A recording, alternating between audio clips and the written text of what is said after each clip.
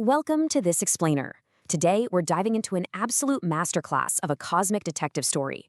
We're going to start right on the dusty, rust-colored surface of Mars, checking out some mind-blowing new terrain. And then we're expanding our view all the way out into the deep cosmos. If you've ever found yourself wondering how the actual building blocks of life got here, or what our neighboring worlds used to look like billions of years ago, well, you are definitely in the right place. So let's jump right in. So, what is it actually like to stand on Mars? I mean, really stand there. Well, let's drop right onto the red planet with NASA's Perseverance rover.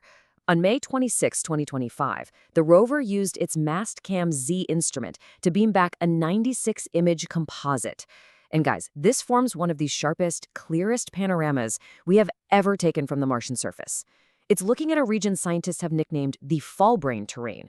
Because the Martian skies were surprisingly dust-free that day, we got this incredibly crisp look at a landscape that has literally sat frozen in time for billions of years. It's stunning.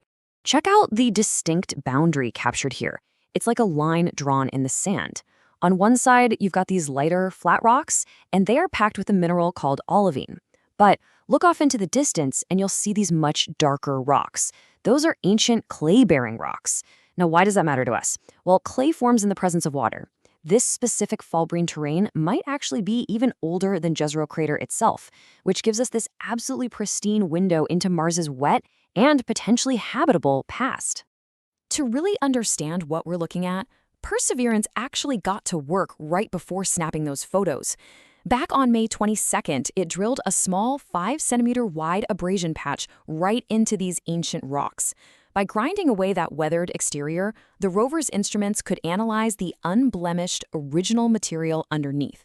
It's literally scraping back billions of years of history just to hunt for potential biosignatures of ancient microbial life. Moving on to Section 1, Bennu's prebiotic salty soup. The ingredients for life delivered. While we're busy digging in the Martian dirt, we've actually gone a step further with asteroids, bringing a pristine time capsule straight back to Earth via the OSIRIS-REx spacecraft.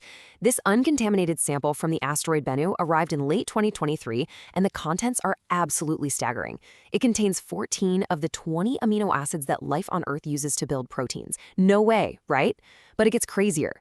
It holds all 5 canonical nucleobases: adenine, guanine, cytosine, thymine, and uracil. Those are the fundamental letters of the genetic alphabet required to construct DNA and RNA. They also found high abundances of ammonia and formaldehyde, which can react to form complex amino acids, alongside grains of ancient supernova dust. The building blocks of biology are literally just floating out there in the rubble of space. But, having the ingredients is really only half the battle. Smithsonian meteorite curator Tim McCoy hits the nail on the head here. He says, you can have all the ingredients for whatever you want to make, but you have to have the environment to make them do something. It makes sense, right? You can have a kitchen completely full of flour, sugar, and eggs, but without an oven, you're not getting a cake. So the big question is, what was Bennu's oven? Scientists actually found the answer in a complete set of evaporite minerals inside the Bennu samples, things like calcite, halite, and sylvite. Basically, these are the salts left behind when water evaporates over thousands of years. This proves that Bennu's parent body, which probably formed in the extremely cold, minus 400-degree Fahrenheit outer disk of our early solar system, actually contained insulated underground pockets of warm, alkaline saltwater. It was essentially a perfect, protected prebiotic hydrothermal broth, where these complex biological ingredients could mix and react. All right, Section 2, a fragile interplanetary network, the triumphs and tragedies of deep space.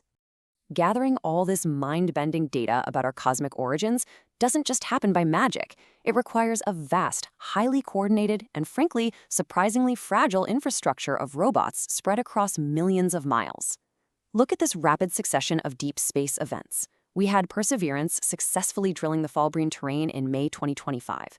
Then, just a year later, in May 2026, the Psyche spacecraft successfully used Mars for a gravity assist, slingshotting itself toward a metal-rich asteroid while snapping incredible photos. But, sandwiched right between those huge triumphs, in December 2025, we suffered a massive loss. The MAVEN orbiter just went completely silent. The crucial piece of the puzzle is this number right here, 2.7. When MAVEN briefly popped out from behind Mars in December 2025, our radio dishes caught just a tiny fragment of data. It showed the spacecraft was spinning at 2.7 revolutions per minute. Now, it wasn't supposed to be spinning at all. That unexplained rotation just drained its batteries, permanently cutting power to its communications. By mid-2026, NASA had to officially declare the decade-old mission dead. And this is a huge hit, not just to science, but because MAVEN was a critical communications relay linking our surface rovers back to Earth.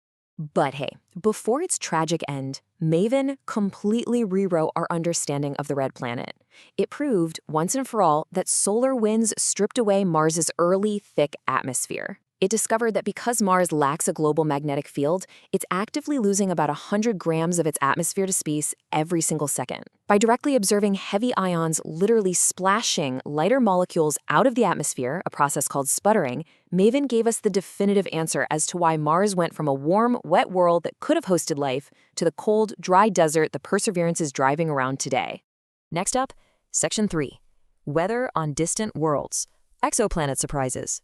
With the climate mysteries of Mars mapped out, our cosmic detective story zooms out even further. We are now using the James Webb Space Telescope to look at atmospheres hundreds of light years away. And man, what we're finding is wonderfully bizarre. Consider the extreme duality of this exoplanet, WASP-94a b. Webb looked at the morning side and the evening side. On the morning side, the skies are packed with clouds. But they aren't water clouds. They are made of magnesium silicate. Literally rock clouds. Yet, by the time evening rolls around, the skies are completely clear. The 1,000+ degree heat on the day side literally evaporates these mineral clouds, giving this gas giant a daily weather cycle unlike absolutely anything we've ever imagined. Webb also gave us our first ever detailed look at a moon-forming disk around a baby gas giant named CT Chub b. The big takeaway here is rapid chemical evolution. The disk swirling around this planet is packed with 7 different carbon-bearing molecules, including benzene. But get this, the disk around its host star has 0 detectable carbon molecules. The environments are completely different. This localized, accelerated chemical processing really helps explain mysteries right in our own backyard, like why Jupiter's moon Europa is an icy ocean world, while its sibling moon Titan is this hazy, carbon-rich sphere. Which brings us to Section 4, expanding our cosmic eye, the future fleets. The more we look, the more complex the chemistry of the universe appears, right? So to answer these expanding questions, a brand new fleet is stepping up. The Europa Clipper is going to use its ice-penetrating radar to see exactly what is hiding in the subsurface ocean of Jupiter's moon Europa. Beside it is ESA's JUICE mission, which will probe the atmospheres of Jupiter's other icy moons. And looking much further out, the upcoming Roman Space Telescope will use a massive 300-megapixel camera and a specialized coronagraph to block out starlight, allowing us to directly spot faint, rocky exoplanets in habitable zones. So let's bring this all together. From the freshly drilled abrasion patches of Falbreen on Mars to the warm, prebiotic salt baths hidden inside asteroid Bennu, we are seeing that the chemistry required for life is scattered everywhere. It literally predates Earth itself. Which leaves us with a pretty profound question to ponder. If the universe is chemically primed for biology right from the very start, what other chapters of this cosmic story are out there waiting for our future fleet to read? We aren't just looking at rocks and space, folks. We are looking at our own origin story. Thank you so much for joining me on this explainer. I hope it sparked your curiosity as much as it did mine. Keep looking up.